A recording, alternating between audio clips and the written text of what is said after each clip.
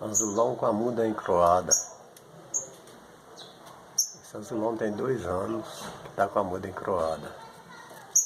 Peguei ele de um criador aí, ó. Nem rabo não tem. Mas eu tô fazendo um tratamento aqui com ele. E já tô vendo, tem uma semana e eu tô vendo que tá tendo um resultado. Se der tudo certo, eu vou estar fazendo aí o segundo vídeo. Tá passando aí para todo mundo o tratamento que eu fiz para esse azulão fazer a muda.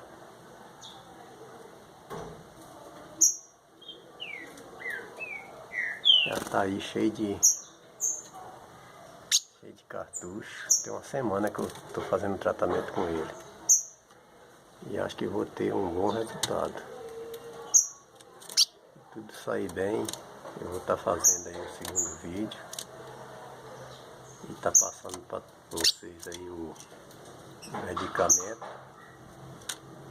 e o tratamento passo a passo.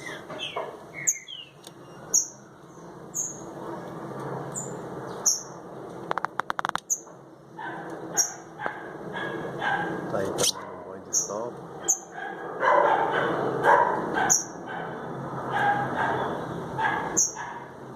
Eu acho que vai ficar muito legal.